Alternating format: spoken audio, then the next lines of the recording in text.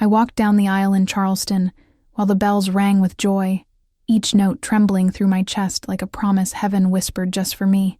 My dress brushed the floor like a soft prayer, and every breath tasted like faith trying to prove itself real. My parents held each other's hands as if their hope might vanish if they let go, eyes bright with the kind of love that begs God not to take it back.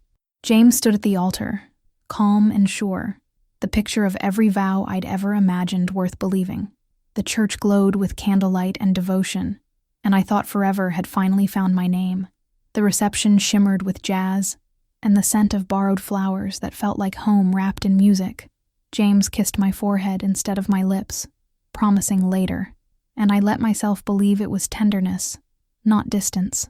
I mistook his restraint for reverence, folding my uncertainty behind the fabric of my devotion.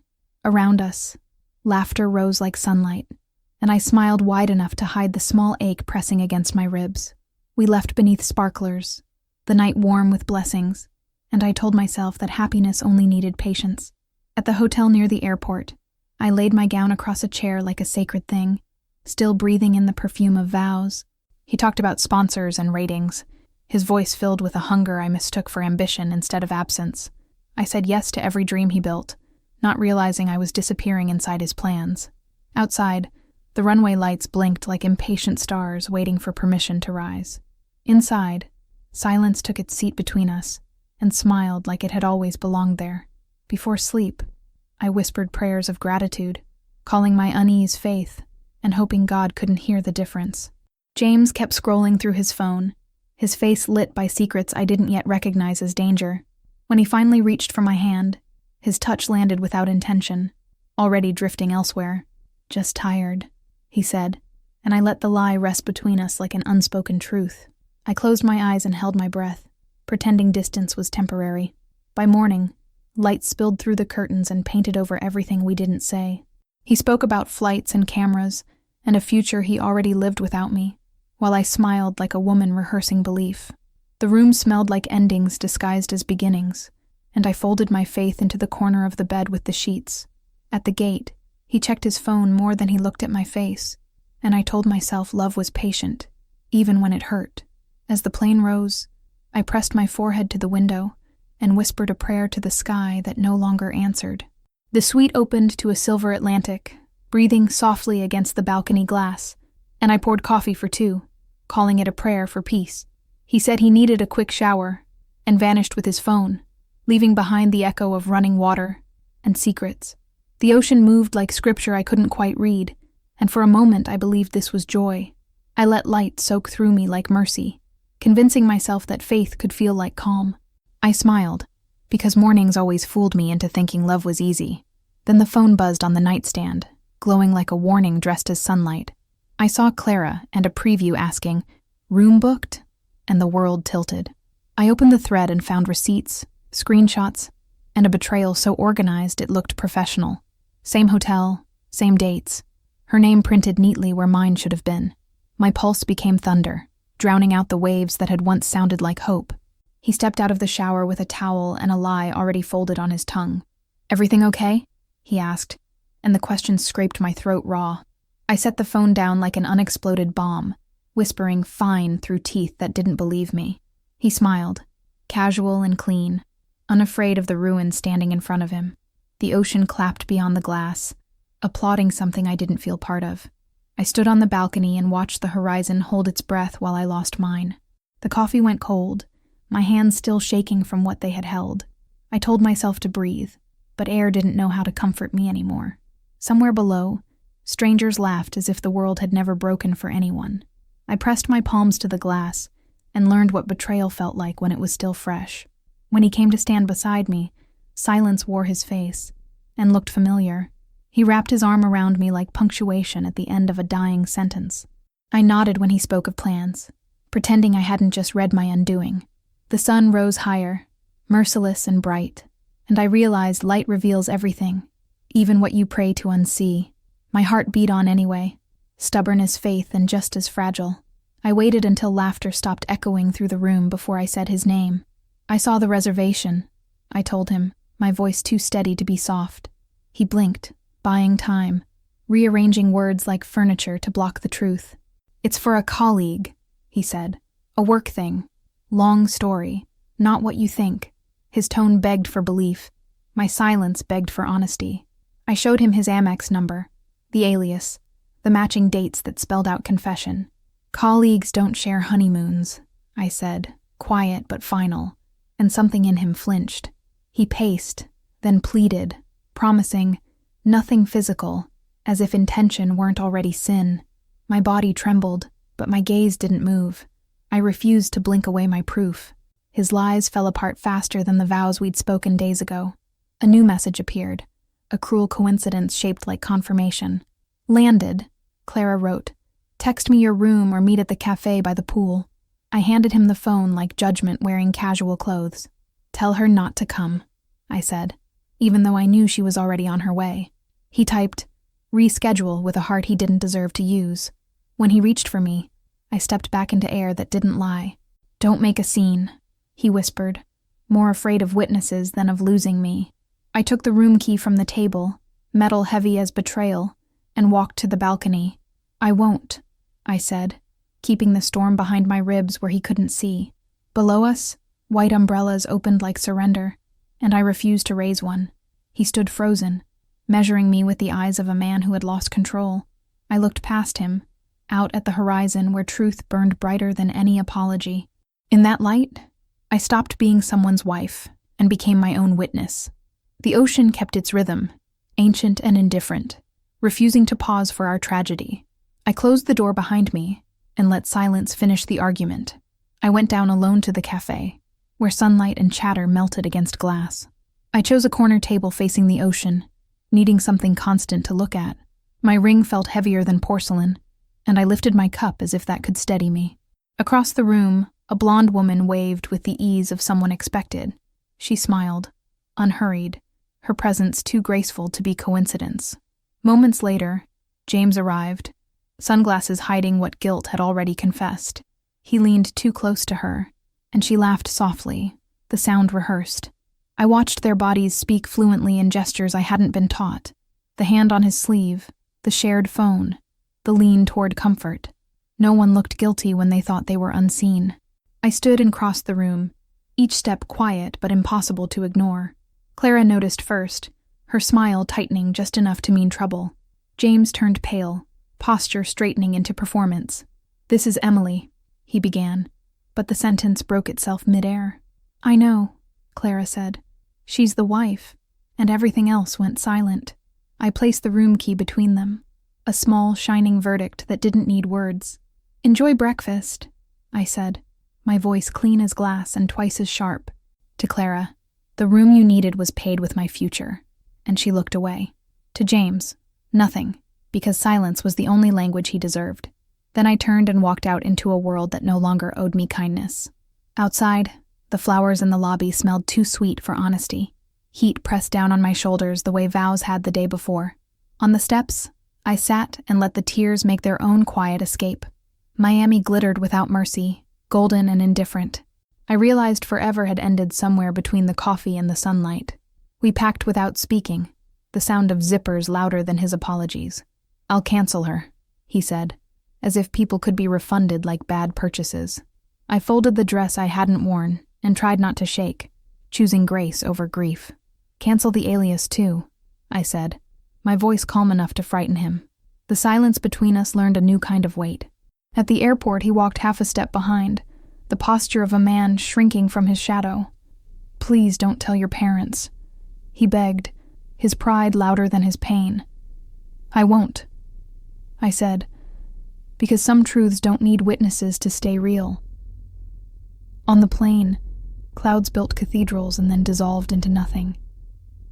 Gravity felt gentler than our promises ever had. Home felt smaller, the walls too honest to hold what we'd broken. I slipped the ring into a drawer beside receipts and folded memories like laundry. He tried to hold me, his arms full of ghosts instead of comfort. "Start over," he said, but there was nowhere clean enough for that. Night came early, dragging its silence across the floor. I prayed into my pillow until Salt turned to sleep, whispering, "God, if love is not this, teach me what it is." My body, wiser than my heart, chose to keep breathing anyway. Morning arrived, quiet and merciful, and I thanked it for coming at all. I made coffee for one, and watched the window for something like peace. Sometimes mercy just means surviving the sunrise. Days blurred, his presence shrinking into apologies typed too late. I stopped replying, learning that peace requires distance, not discussion. I wore my loneliness like armor until it began to feel like freedom. Grief became a habit that finally outgrew its usefulness. When I exhaled, I realized it was the first time in weeks I hadn't prayed for him. Sunday's hymns sounded like memories that refused to stay buried. People smiled and asked for stories, and I built new lies to keep them comfortable. The honeymoon was beautiful, I said, and the words slid out easily.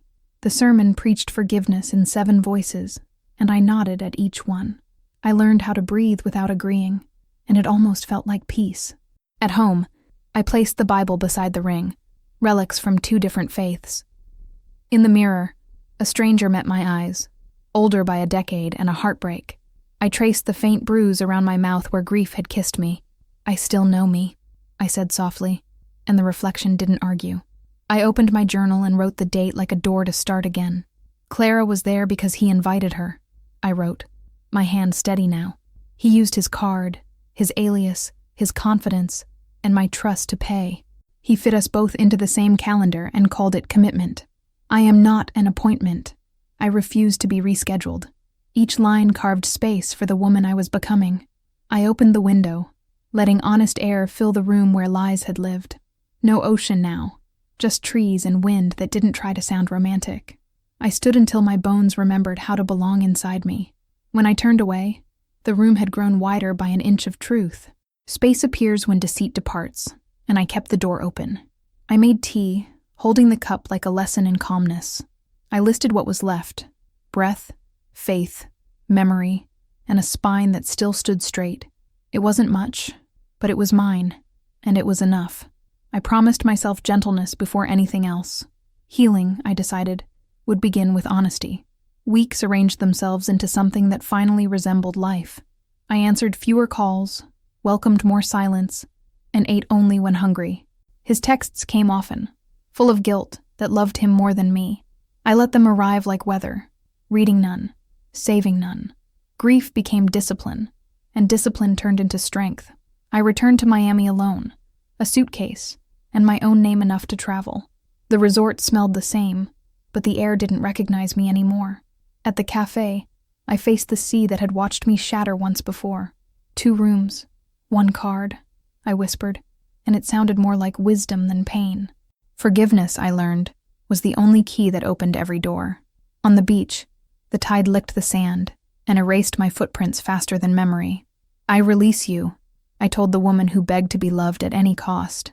"I release you," I told the man who mistook my heart for convenience. "I release you," I told the woman who mistook me for her enemy. The ocean answered with silence that finally felt kind. I walked back to the hotel unhurried, my shadow keeping perfect pace. In the elevator, my reflection met me with eyes I trusted again. In the room, I packed nothing but peace and left nothing but light. At checkout, the clerk asked, "How was your stay?" And I smiled. "Restorative," I said, and for the first time I meant every syllable. I flew home carrying nothing heavy, not even regret. The house still smelled of roses and endings, but air moved freely now. I opened every window and let forgiveness live where pain once slept. I realized freedom wasn't about leaving. It was about choosing to stay with myself. For the first time, my heart sounded like its own applause.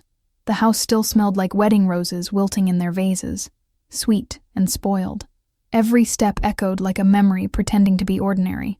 James left his watch on the counter, its ticking louder than any apology he'd ever said. Each second whispered, "You should have known," until I turned it face down. I was learning how silence can bruise louder than words. Friends asked about the honeymoon, and I smiled through practiced grace. The weather was perfect, I'd say, while Miami replayed in my mind like a fever dream. The lies sat politely in my throat, heavy but manageable. At night, the dark asked questions my heart refused to answer. Even God felt quiet, like he'd already said enough. I kept finding traces of sand in my suitcase, small ghosts of the beach that wouldn't let go. The hotel's thank you email waited unopened. its subject line too kind for truth. My nights were long, stitched with dreams where I kept forgiving what I shouldn't. In one, I poured him coffee and walked straight into the sea. In another, I told Clara she was never the enemy, only a symptom. Each time I woke crying, but softer, the ache sanding itself smooth. I took the ring to a pawn shop that smelled like metal and regret. The man behind the counter didn't ask for a reason, only the weight. "Worth more than it looks," he said, and I almost laughed. I used the cash to buy a train ticket north, away from ghosts that still called me wife. The landscape blurred, and grief loosened its grip mile by mile. I watched the world move without asking my permission. I realized healing doesn't need witnesses, just distance and breath. Every station felt like an apology I no longer needed to hear. By the time I arrived, I was lighter, though I hadn't forgiven yet. Boston met me with wind that cut through me but didn't wound, only woke. I rented a small apartment overlooking the Charles, small but honest. That first night, I slept without checking if someone else was breathing beside me. Silence had a sound, and I let it sing. Freedom, I learned, arrives as a whisper before it roars. Days form gentle routines. Coffee, walking, breathing, existing. I began to write again, sentences like stitches pulling the torn places closed. I survived my own wedding, I wrote, the ink trembling but true. I didn't erase it. I underlined it. The page smelled like courage and ink, a mix only heartbreak can create. When memories came, I greeted them like old acquaintances, not ghosts. I stopped asking why it happened, and started asking what now. My reflection softened in the mirror each morning. Less stranger, more survivor. I fed myself well, and on time, a kind of prayer my body finally accepted. Healing had rhythm, and I learned to dance with it. One afternoon, I heard my name in a bookstore cafe. It was Daniel, from journalism school, smiling with eyes that didn't demand anything. We talked about work, loss, and the clumsy art of moving on. He listened more than he spoke, a kindness I didn't know I missed. When he laughed, it sounded like a door unlocking somewhere in me. That night, I wrote again, not about pain, but about breath. I am learning how to live without rehearsal, I wrote. I framed the words with a heart that wasn't asking for proof anymore. My bed felt larger, not lonelier, just mine. Peace began to sound like a heartbeat I could trust. Weeks later, a letter came from South Carolina, his handwriting neat but nervous. Inside, no apology, just nostalgia dressed in memory. "I still think of the ocean," he wrote, "and how you looked at it." He asked if I remembered the vows. I remembered the lies. His signature shook, but not his pride. I didn't write back, not with words he could read. Instead, I wrote my own letter and folded it neatly 3 times. "Dear James," it began, "you broke something sacred, but not me. You taught me silence is the loudest truth. I forgive you because hate is too heavy to carry that far." I slipped it into my Bible, a tomb for what no longer needed air. Then I whispered, "God, let this be the last time I explain myself." Outside, snow fell soft as grace, unannounced and unpromised. Each flake melted before I could name it, small mercies vanishing quietly. Grace, I learned, doesn't need to stay. It just visits and leaves warmth behind. I made tea and watched the river freeze over, calm and slow. Forgiveness wasn't for him. It was for my lungs. Breathing finally didn't ache anymore. I didn't smile, but I didn't flinch either. That was peace in its simplest form. That night I slept without prayer, without waiting for heaven to reply. My dreams were colorless but kind, not sharp enough to cut. I woke lighter, like something invisible had been lifted away. The letter stayed folded in the Bible, a secret between me and Grace. Forgiveness had changed shape. It was no longer about him. A year later, I saw him again by accident, though maybe fate enjoys irony. I was covering a media event, notebook in hand, armor made of professionalism, and there he was, James, thinner, quieter, rehearsed, but unsteady. The woman beside him wasn't Clara, but the story was the same. He froze. I didn't. "Emily," he started, his voice brittle as memory, but I stopped him. "Don't," I said. "You already used your words." He looked at me like someone seeing a ghost who'd learned how to live. "Are you happy?" he asked, desperate for redemption. "I'm alive," I said, and it was better than happiness. Cameras flashed, people moved, and time refused to pause for our scene. I turned away first, and the power in that motion healed something I didn't know was still open. Outside, the air felt light, forgiving, whole. I laughed, not because it was funny, but because it was finished. Freedom, I realized, has the sound of laughter that no one expects. That night I filed my story. "Some endings save us," I wrote, and hit send. Back home, I lit a candle for the woman I used to be, the one who cried on balconies but still chose to walk away, the one who left when staying meant erasing herself. "Good girl," I whispered to her reflection. "You did it." The flame flickered like an answer, quiet and sure. My apartment felt warmer, the air more mine. I sat by the window, notebook in lap, and wrote nothing for once. Peace doesn't always need language. Sometimes it's enough to exhale. I slept without dreams, and woke up without ghosts. Spring arrived shyly, green pushing through what winter had sealed shut. Daniel still texted sometimes, his words patient as sunrise, never urgent. I finally said yes, to coffee, not commitment, but it felt like saying yes to breathing again. We met at the same cafe, our smiles unsure but honest. The light through the window didn't feel like judgment anymore.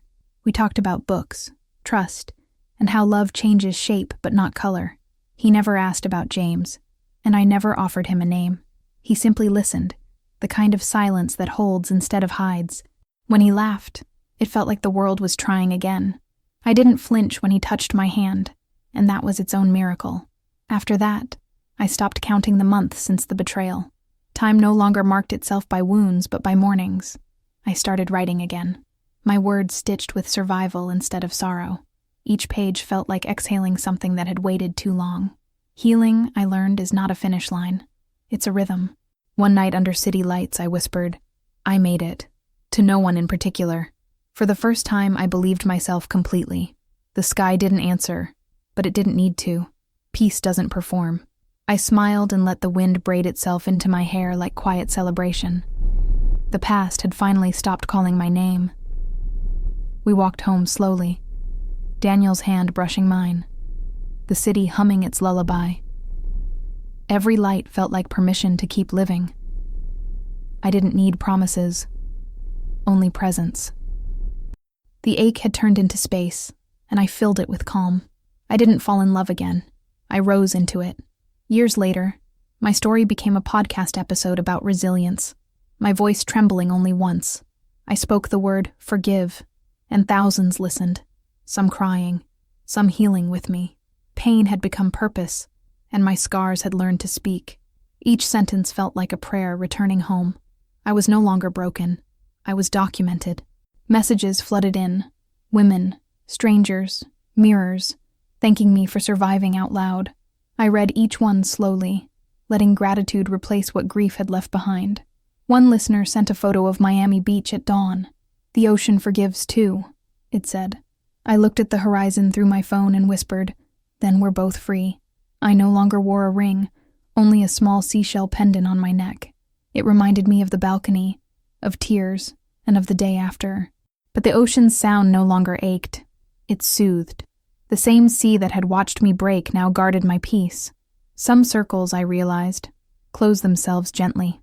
At sunset, I lit a candle and watched its flame hold steady, no longer trembling like my past once did. In its reflection, I saw not survival but rebirth staring back at me. My story was no longer about what ended. It was about what endured. I smiled softly, a quiet thank you to the pain that taught me grace. I had turned my own heartbreak into a home. Emily Hart, that's still my name, but it finally belongs to me. The past hums quietly, like an old song I no longer need to finish. Love didn't disappear. It evolved, learning my new address by heart. I forgave it for changing shape and stayed soft anyway. Peace didn't find me. I found her, and we decided to stay.